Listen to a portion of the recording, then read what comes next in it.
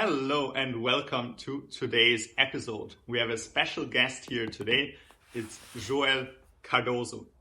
I'm sure you've all heard of him before because he's quite famous on Instagram. So how many subscribers, followers did you have on Instagram again? Hi there. So I have 45,000 on Instagram. Yeah, And that's quite 29 famous. on TikTok. 29 on TikTok. Yeah.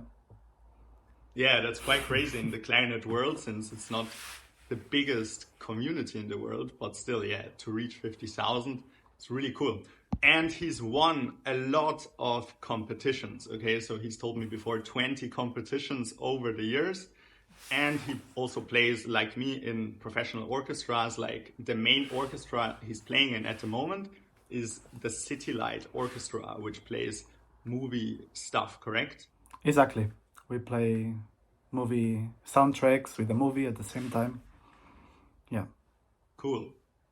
So, what we will speak about today, because it's supposed to be a little bit of an educational episode, we will speak about clarinet sound.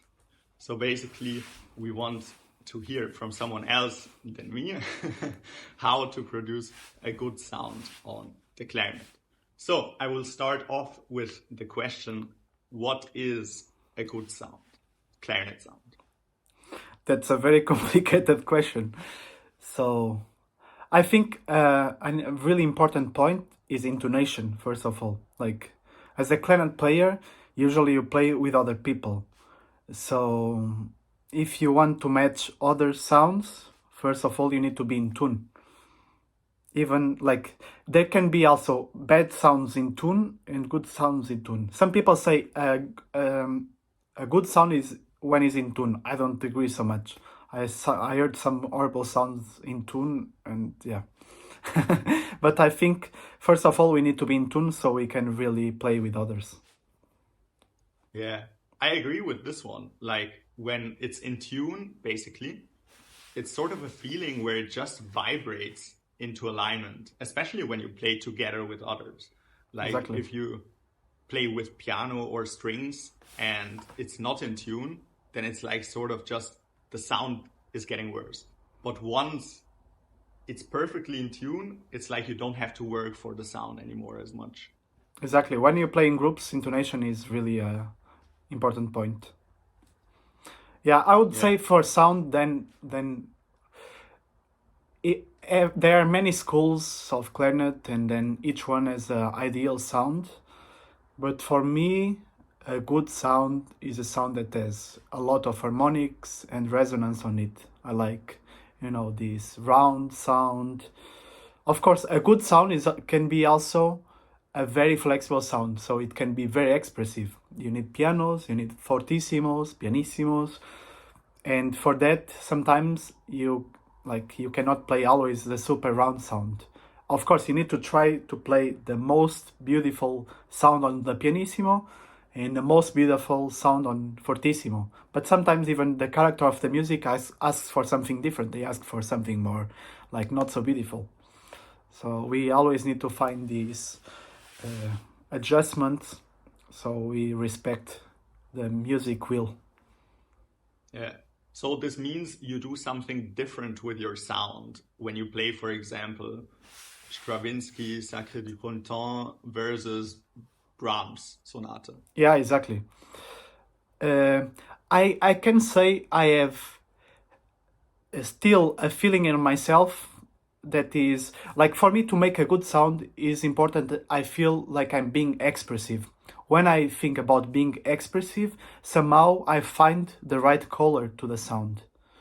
And for example, just yesterday I played Rhapsody in Blue. And luckily, I have many times to try during rehearsals to understand what would be the best version in the end to the concert. And it really helped me, the rehearsals, to understand that if I think, let it go and be expressive, it really works. Like in the concert, you have not so much time to think about things. It needs to work. And if you find this right feeling in your head, sometimes it brings the best sound you can produce. Yeah. So basically also the musical idea and the expressiveness in the music, then the sound comes automatically. Exactly. If you have the correct internal image in your ear, yeah? Yeah. Of course, for this, you need to work a lot of ears, no? Like, you need to listen to a lot of music, to different instruments, to have your own experience, to listen to others. Like we did in Lugano, for example. If you don't know, like, we studied together. I'm speaking to the people, sorry. Like, we studied together in a very nice class in Lugano, and we played for each other's. We listened to each other's lessons. So you really grow also in listening to others and being inspired by others. So if I can, like, give a recommendation for people that are trying to find their own sound, is, of course, listen to yourself, but don't forget about others. Yeah. Yeah. This was a big part of our class, no? That like everyone in our class basically had a quite nice sound, and we just adapted to each other basically. Yeah, indeed. I really love that times, I think we learned so much, and we really helped each other. I think, to be a good musician, some people are not. So I would say, if you are kind, and if you like are open to ideas, then it can also help. Because then, if you are kind to others, others might be kind to you, so they can, like, help you or try to help you, and this might help. Yeah. Yeah, that was a big thing about our class. Like, I never experienced it before and after, but like those times where we were just 20 clarinet students in one room, just listening to each other, discussing music, discussing clarinet. This was really, really helpful for everyone, I think. Indeed. Yeah. And also in our class, oh, sorry. No, so go for it. Okay. Also in our class, it was like this, that everyone, like without exception, played a certain mouthpiece. So it was like the Licostini A1 mouthpiece that everyone played. So do you think the mouthpiece has a very big impact on the sound? Yes. So I think this mouthpiece you just referred is a very special one. It has very good qualities in my point of view, but it has also some tricky points. Like, it's not so easy to play. You really need to practice a lot and to work a lot to make it sound good. But yeah, this mouthpiece, it's a special case that I think it really helps in your quality of sound. In other view, I can say, like, I changed mouthpiece like last year, and I'm very happy with this new one. It's a Gleichschweit A1, no, not A1, the 11 model. And since I have it here, Gleichschweit. Since I changed to it, I found other colors in my sound and other possibilities that I didn't know before. But it doesn't mean it's better or not. I think it's you need to feel comfortable and enjoy. But then the sound you have will be almost always your sound. Like, I played to a lot of people after with this mouthpiece, and they told me you sound like yourself. Like, of course, there is some little differences, but, like, I think our faces and our bodies really are made to produce a sound. So I think it's Yehuda Gilad that says, each person has their own voice, and the most important is that we bring our own voice to the people. Yeah. Yeah, I totally agree, because sometimes we ourselves, we are so overemphasizing and overthinking material, and then in the end, if I play on a different ligature, like, I'm still Fabian, still you will hear Fabian playing. If I play on this, which is a completely different instrument than a Schwenk and Segelke, it will be still Fabian playing. It's like, and this is like the biggest step you can do, those two instruments, but in the end, you will just hear. I mean, which Fabian. model do you play? You play like a German Bohr model, no? Yeah, exactly. This is a Bohr, it's a Reform Böhm. It's like 50 years old, I think, and it belonged to Hans Rudolf Stalder, which was one of the most famous clarinetists at the time. Before Francois, he was teaching in Basel, Wow. basically. And so this was the teacher. And when he died, I was able to buy the clarinets from his wife. So yeah, that was quite a lucky punch. And it's like the old Wurlitzer models, they are much better built than the new Wurlitzer models. It's like, you know, the brand is like, for example, Herbert Wurlitzer. And then it's actually built by Herbert Wurlitzer. Wow. So, but now, of course, all of the father Wurlitzer and the son Wurlitzer, they both died already. So now it's like the quality is sort of lost in the company. So, but the old models, it's like a bit like the old buffets, you know, the really old buffet Prestige, for example, which are excellent. My clarinet, this clarinet might be 23 years old, and I really like it. I think, you know, when you have good wood, like good old wood, and it's well treated, you might have like a very special instrument. Yeah, speaking about instruments, like what do you think about different instruments and what does it make to the sound? Like, what's your experience between your German bohr and you have the Zegelk still, right? Or not anymore? Yeah, I have them. Yeah. So what's the difference for you? Yeah, the difference for me is basically it needs to suit you. It needs to suit you as a player. Like, for example, with the Zegelkes, I had the thing that it was a good sound. But the thing is, the sound I want to produce is the sound that this clarinet delivers, basically. And the Zegelka just delivers a different sound, which afterwards you will just try hard to get this sound out of the Zegelka, which you can't.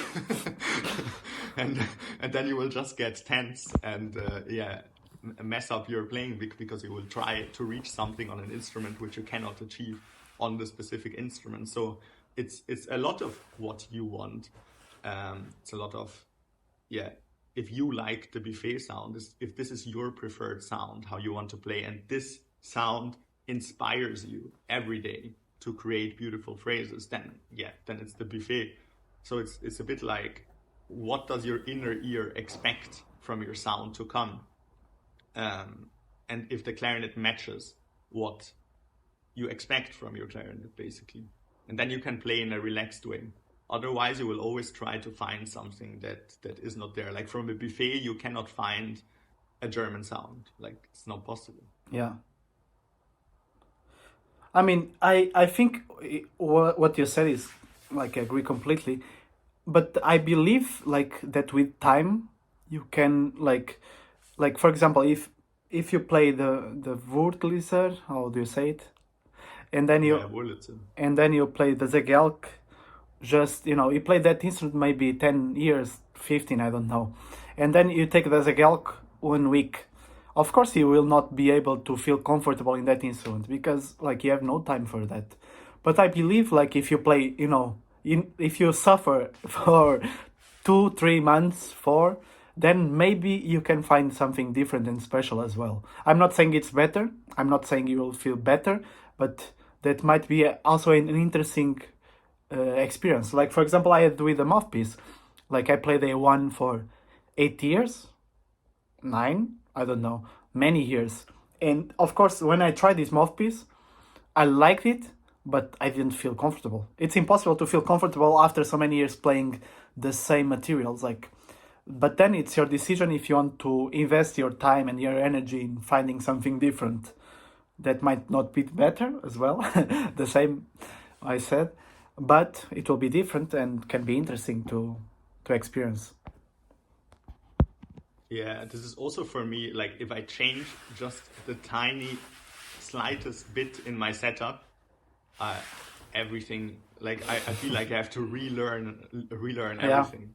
Now, it doesn't really make a change. Like, for example, in this new Mouthpiece, I feel like I have more airy sound. So I kind of needed to find completely different vocals on my playing. Even like some weeks ago, like I was focusing a lot, speaking about sound, I was focusing a lot in blowing to the bell. So like my sound is more, clean and more maybe how do you say, like when all the registers are like equal, more homogeneity, that's the word. So Yeah. I was thinking a lot to blow to the bell.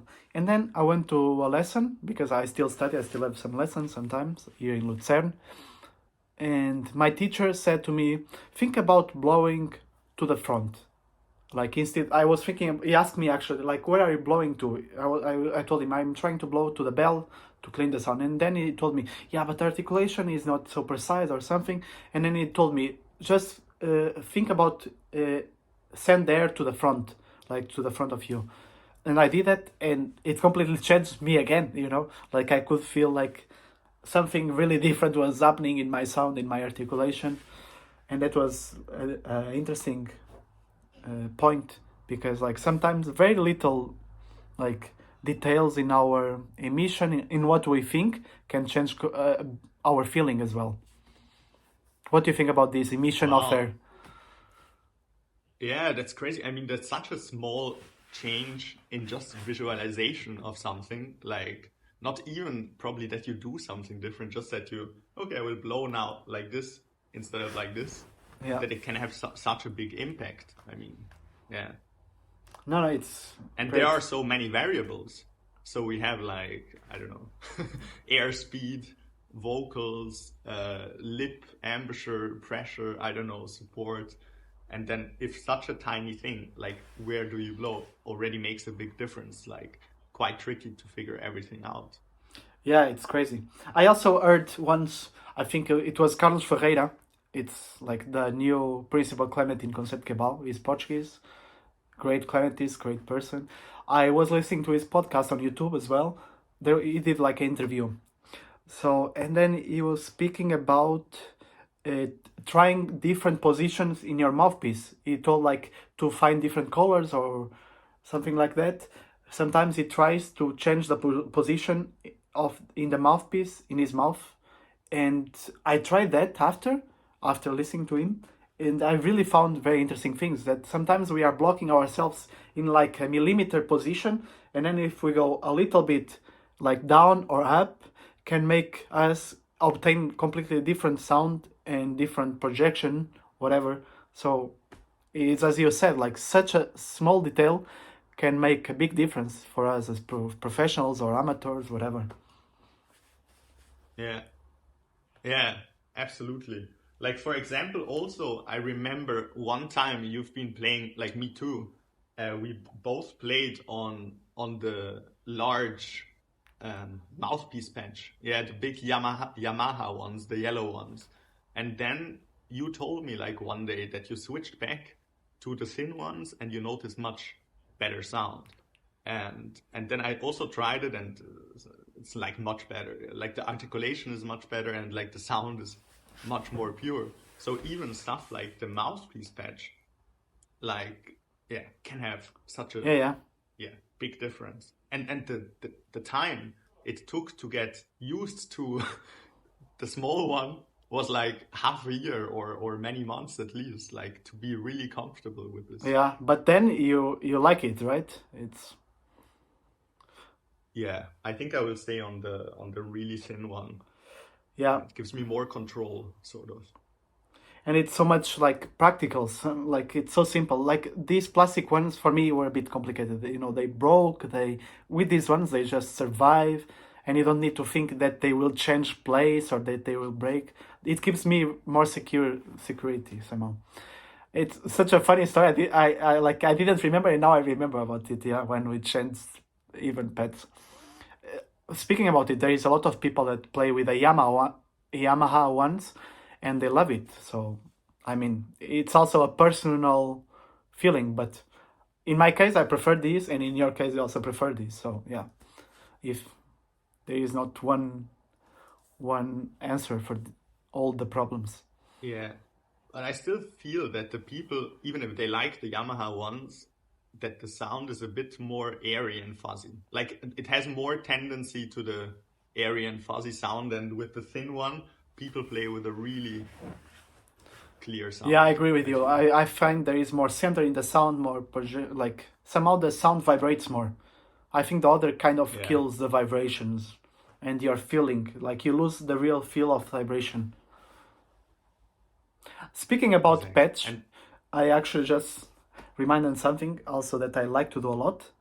I don't know if you do, so I'm a bit interested also in knowing if you do it. I do a lot, double lip embouchure. My first teacher teach me to do it, and I saw some people, like old Italian school, for example, they play double lip. So for the ones that don't know, is like you use like normal the down lip roll, but also the lip up, so over your teeth. Oh, yeah. So sorry for the trumpet sound. So no, it was excellent sound. I use this a Yeah. lot because I learned that with the double lip embouchure, you find the right voicing, because somehow when you do double lip, your tone goes up. That makes the right position for a good, clear and clean sound. So you get the fast air. I saw this, like you speak this in your videos a lot. Not a lot, but I think I heard some of your videos and you speak about the strong position and about the clean air. But I think I never heard you speaking about double lip, so I would like to know what's your view about it. Yeah, double lip. I certainly did it for some time during university, so I experimented with it and it really helped. For me personally, I mean, if I can't play more than 5 minutes on it without hurting, I don't know, without feeling pain, I feel like it's not something that is sustainable for me, but it's like a really good exercise. But what I am doing is like I mimic double lip with normal lip. So I like put this one over the teeth, but then I curl the upper lip also inwards, but just against the teeth. So basically, Yeah. sort of against the teeth, but the teeth are still on the mouthpiece.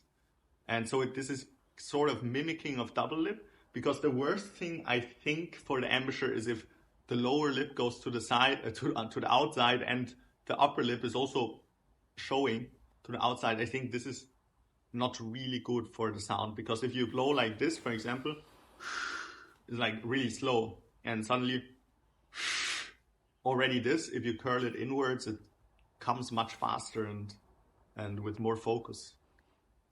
No, I totally agree with you. I actually learned exactly what you said. I had a very great first teacher.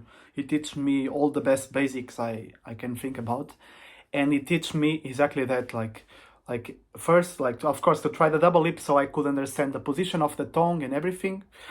That like since I like it so much, I still practice it and play it. Like for example, in orchestra, I use a lot of double lip because somehow it gives me a warmer sound and bigger, or at least I feel it, and then I can just with the teeth find the sound I want to. But speaking about embouchure, it teach me exactly that. So you curl this part, and also you find like a very stable position. It's exactly as you said. Very cool. Yeah, yeah, exactly. Yeah. Um, what do you think, like this mouthpiece that you mentioned? Because I know the Licostini one is like very expensive. So the Licostini one sells for around $400 No, more sometimes now. even, or Yeah, more, now or it's more. like 450 minimum, I think you can get it. Yeah, yeah. And like for example, this Gleichweit one, how much is this one? I think it's now in 200 euros. It's not so much. It's like for the quality of 200. the Yeah. material, it's great. And you know what I also like about Gleichweit is that they have a lot of options. Like for example, since I played the A1, I started to like big tip opening, because the A1, like big opening, for the ones that don't know, it's like the millimeters between the reed and the tip of the mouthpiece. And day one, for example, I think it's a quite big open tip. If you look, can you have a look like in your, you might know it, but can you show maybe to the people? Yeah, so it's like this hole basically, yeah, where you can blow into in the end. Yeah. So Yeah, the distance. since I played with the one for a long time, I got used to this big tip opening feeling that I think it gives you more resistance. So with a big opening tip, the general rule is that the bigger the opening, the easier reed you need. Because like if you have a very strong reed and a big opening, you cannot make it vibrate because it's just too difficult to make it arrive, like to make it really vibrate. So yeah, I went to this one because of the big opening that was similar to a one, so it would give me a similar feeling. But they have, from the minimum big opening you can imagine to the bigger.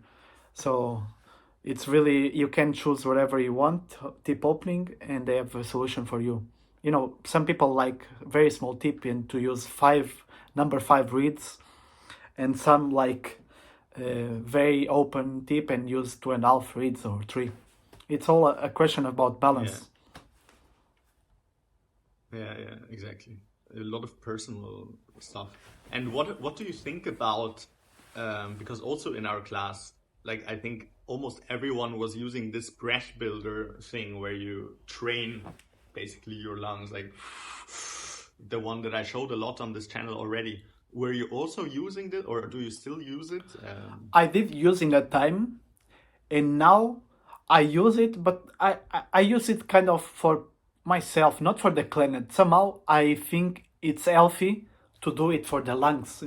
It's not, I saw you recommend it a lot as an exercise, and a lot of people do, and I think it's a good exercise, but I don't have so much patience for it. Like it's my thing. But sometimes when, for example, when I work out, when I do push-ups, pull-ups, whatever, I like to use it to open for real, to have this feeling of open lungs. And I think it's very important for the clarinet to really have, this capacity to try to understand also how it grows, yeah.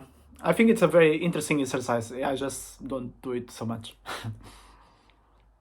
For the Yeah. clarinet? Yeah, yeah, and then sports, like how important are sports to reach quality on the clarinet? Because sometimes I feel if you play a recital like 60 minutes and then it's like 33, 34 degrees in Lugano in the hall that you play and you have to play 60 minutes of repertoire through it's like if you've never done sports before, this is like running a marathon without having trained like even 1 second. I feel like clarinet playing is so much related to sports. It's like being an athlete if you're on stage in a way. Yeah, I agree with you, but there are certain cases that are a bit different. Like for example, I believe, as you said, like you need to be fit. You need to. It's really important to do sports so you are healthy. You don't get tendinitis. You don't have problems in your back. So for yourself, but I know some more large people, a bit chubby or whatever, that play amazing and they are not fit at all, and they can play very long as well. So I think it's also depends on the way you play. Like some people play in a very active way, like very with a lot of energy, moving, and some people, like for example Corrado Giuffredi, is amazing. Like you don't see him moving, like his techniques is like a perfect example of no effort. And you can play the clarinet as well like this, amazing. It's just a different way to do it. So yeah, like do sports to be healthy, but you don't need it to play the best. Like it's good for Yeah, your mind, but it's not completely connected with it. connected. Yeah, I think depends on the person. For me, it's like completely connected to it. Like because for me, I have a very active way of playing Yeah, I also. know. So, like if I wouldn't do sports, I think I would die on stage. Yeah, might be. I also need it a bit because I also move a bit. I'm not so like I like to be expressive and I like to show feelings to people. Actually, I just remember about a very interesting phrase by Lorenzo Coppola. I had a masterclass with him. He mentioned, so how do you expect to make people cry if you don't cry yourself?